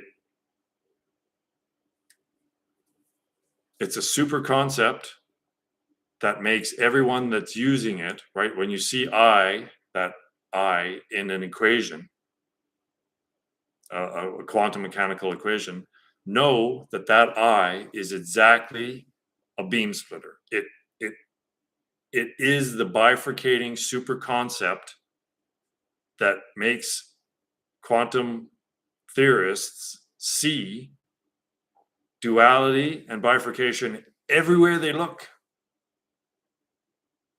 So it's exactly what projects the illusion of duality through the devices that the math produces. It all makes perfect, logical, simple sense.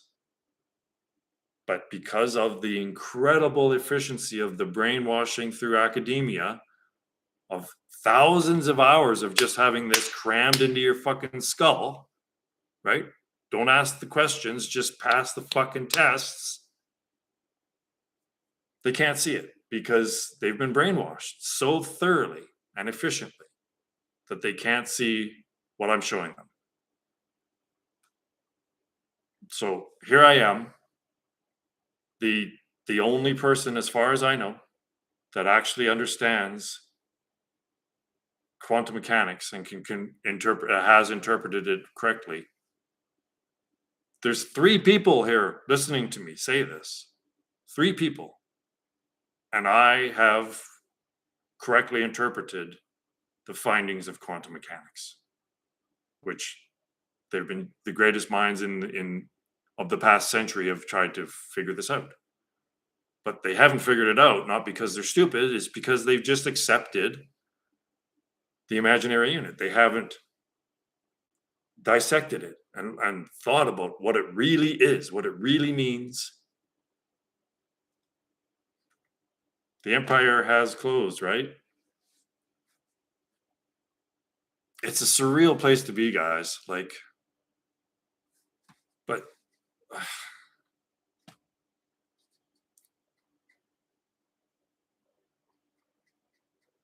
it doesn't matter. It doesn't matter. Behind the scenes, right? Behind the scenes, I have emailed dozens upon dozens upon dozens of reality theorists, philosophers, like academics of every type that have anything to do that even similar to what I think that they could possibly understand about my theory, right? And it doesn't get through. It doesn't matter. And the few discussions that I have had on Substack, the one guy we had a really good conversation. He's a really smart guy. And then at the end, he said, well, what's the purpose of all this, right? So he actually agreed about my interpretation for the why math appears to be both discovered and invented at the same time. He followed that logic and reasoning. And yet he said that it can't be, right? Even though he agreed that, yes, a discovered message that's going through interpretation expresses both discovered and invented qualities at the same time. But math can't be that. Even though you agreed that it, right? And that even the linear expression of a cyclical process, and even with me describing what the message is, right? Samsara, he still didn't accept it, right? So even when the argument makes sense, they just, at the end, don't believe it, right? So it just comes down to belief. Oh, well, yeah, it's possible. And that does resolve the greatest question about mathematics ever posed, right? Why it's both discovered and invented, because it's the incorrect interpretation of a message. It doesn't get through, right? So they just, it's the irony of it, right? Is just, it's so, this has been my spiritual practice, is to let this go, right? Is because imagine the process within me of trying to convince people I'm not crazy and convince myself I'm not crazy. Because I'm the only person in all of history that's interpreted quantum mechanics properly, correctly. So that means that either I'm crazy or I am. Right? Those are the options, because I don't even believe that I have. I have, right? I don't believe that I have correctly interpreted the findings of quantum mechanics. I fucking have. So that makes me either crazy or right. Right? So I can't be crazy, because look at where look at my life. I can't be crazy.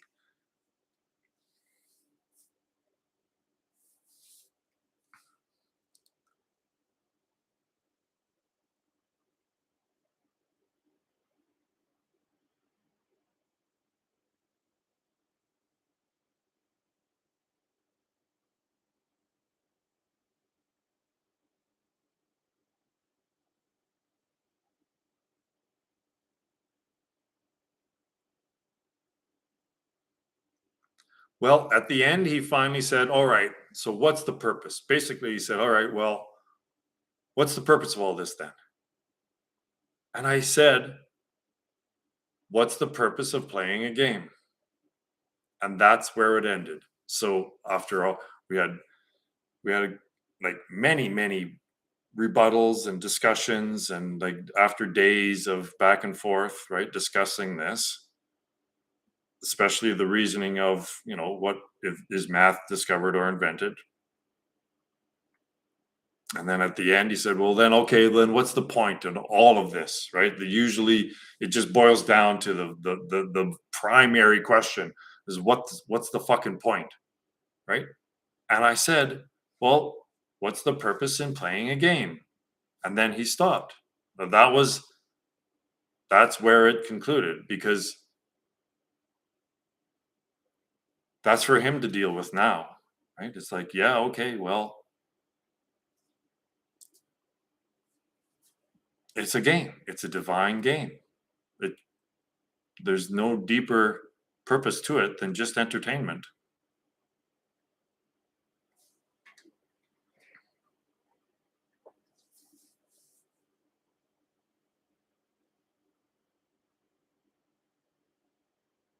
So I don't know if that guy's like adopted the practice now, or probably not. He's probably just gone back to his, oh, well, that was an interesting discussion, and now I'm back to my old worldview of believing everything about mathematics and shit, right?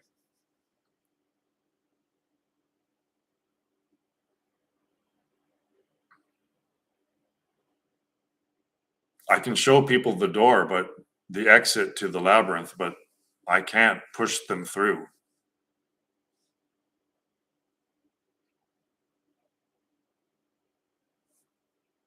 Well, it's not, that's nihilism, right? If there's no point, so you can't, it's right on the edge of nihilism, right? All the time. So it's not that there's absolutely no purpose, right? Because that's nihilism, and you might as well just put a fucking gun to your head.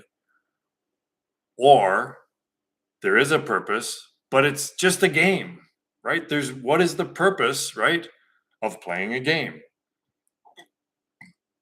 it's not purposeless because we really enjoy our games and being entertained, don't we? I'm going to watch football. So, so again, I'm better than Alan Watts. Sorry, Alan, but yeah, it's not completely pointless, but it's just a game.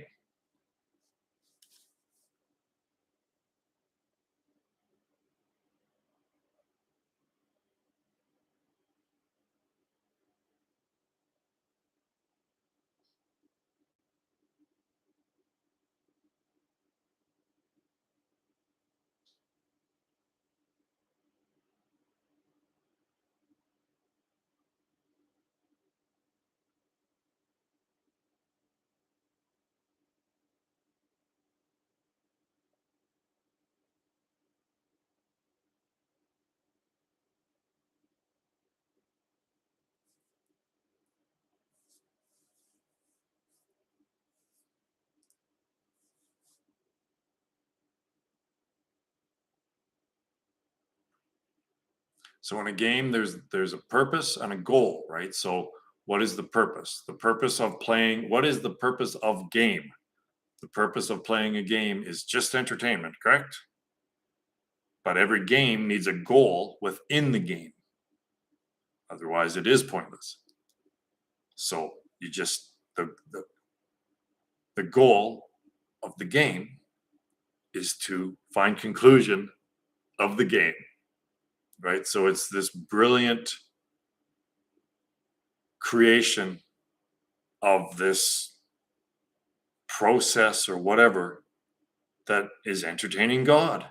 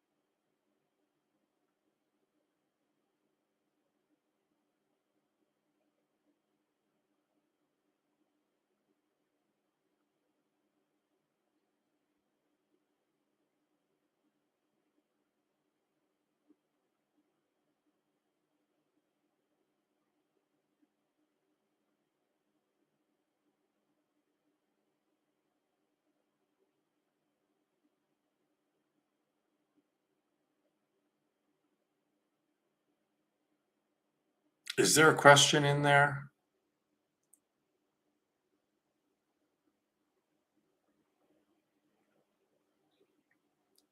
Sometimes the translation into English leaves me wondering what you're saying.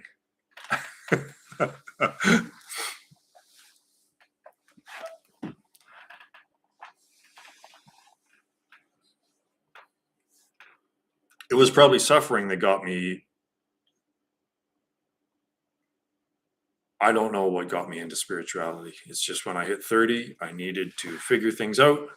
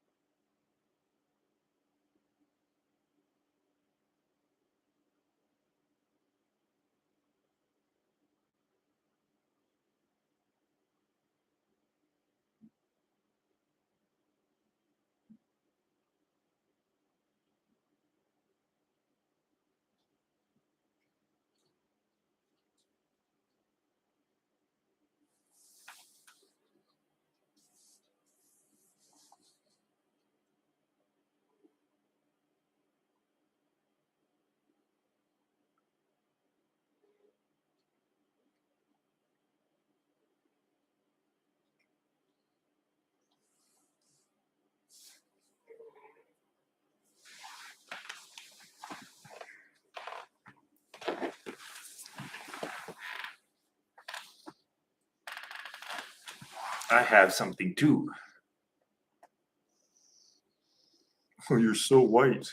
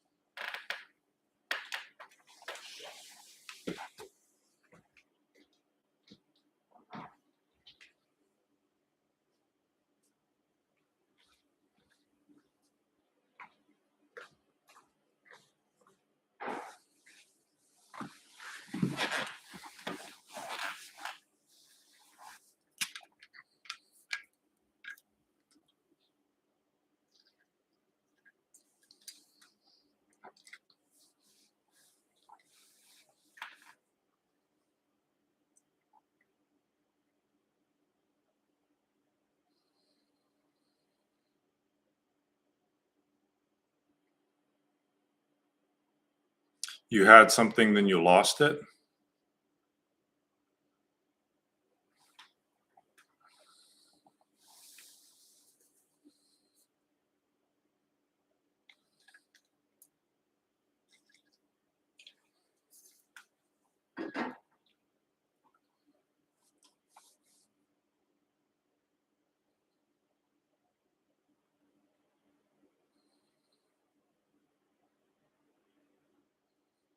Oh, you were away. Okay. Yeah, I don't like using the word love because it has a strong emotional connotation to it. I just think it's acceptance, perfect acceptance.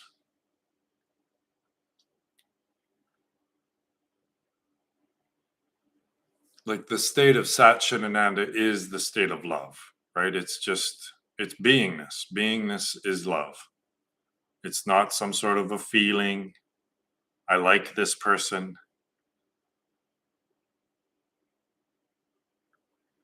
It's just complete acceptance of what is.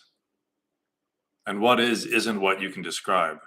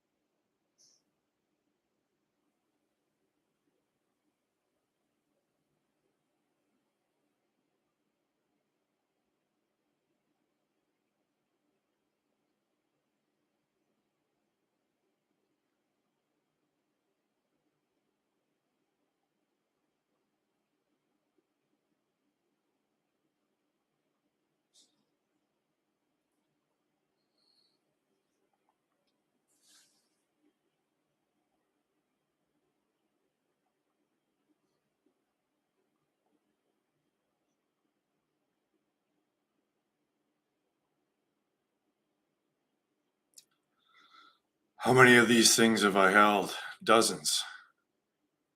And here we are, the three of us again. I the best way to help is just staying in stillness. So that's the best way to help. But I got to admit, sometimes I'm like, what the fuck am I even doing, right? Like all this Substack writing, all this revelations of, you know, revealing what quantum mechanics is and what mathematics is and how we ended up here and where we're going. No one knew. There's no one knew. It's just you guys again.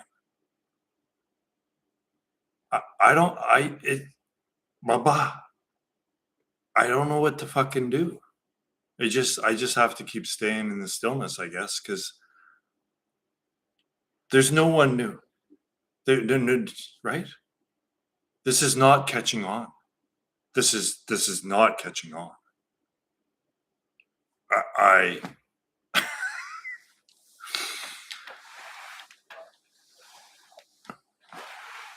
like I have the answers to everything.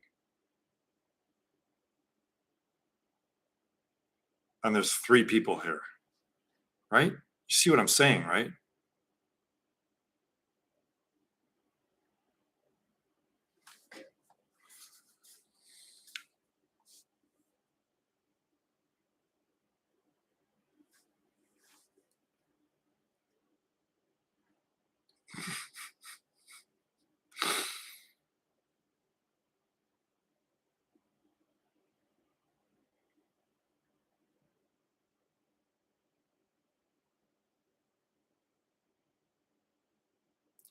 Well, I can't let it bother me because that bothers me and I don't like to be bothered, right?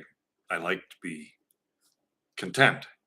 So this is my spiritual practice now, is to be content, knowing what I know and having no one giving a shit about what I know, or knowing how to end suffering, knowing what causes the suffering, like just being basically omniscient, right? Not that I know everything, it's just that I know the one thing, right? So I know the one thing. But I guess I just have to be content and enjoy the view from knowing this one thing. But you know what I mean, right? Like it could drive someone crazy. It would drive me crazy, literally insane, if I didn't have the practice. Because I have the correct interpretation of quantum mechanics, which is the greatest revelation in physics of a century. So I don't want to make this about me, and this isn't therapy for me, but I appreciate being able to say this to other people and have them say, we understand you, you're not crazy, so thank you guys. And I don't want to be a burden or anything.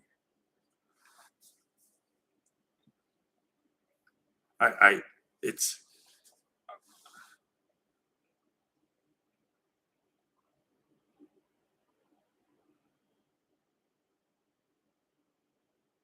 I just have to keep staying in stillness. That's it. Let the world do what it does. Let humanity unfold as it's going to. I know I'm not crazy, but I'm saying that I can see how a person might go crazy knowing what I know and wanting to share it with the world, and the world not being ready for it and not seeing it, and the world ignoring me. So anyway, this isn't about me.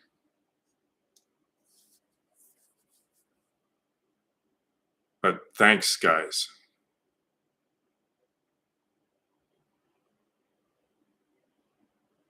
And if it's helping you guys, if you guys are gaining something from this practice and this knowledge, then that's what it's for. It's for you guys. And that's good enough. It has to be, because that's the way it is.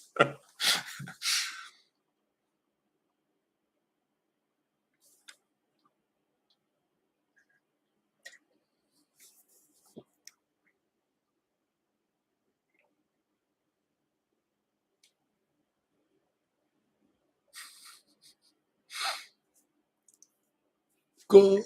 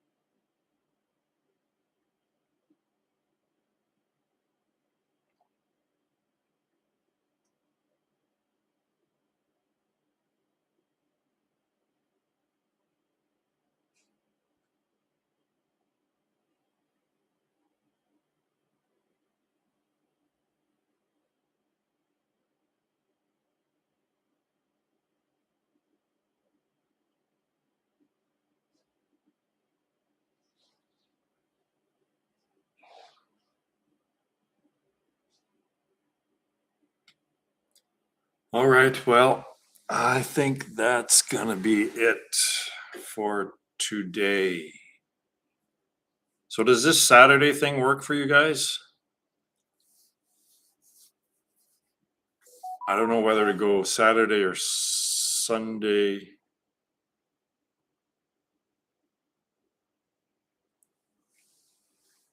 Okay. Yeah, I've got a live satsang here now, which is cool. There's only a few people showing up, but it's right. That's cool. So, yeah, I guess I'll go again same time next Saturday.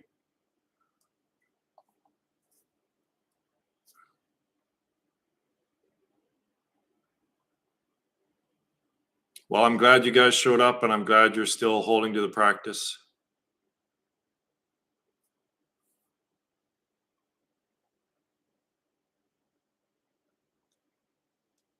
Well, I'm not gonna televise the live one.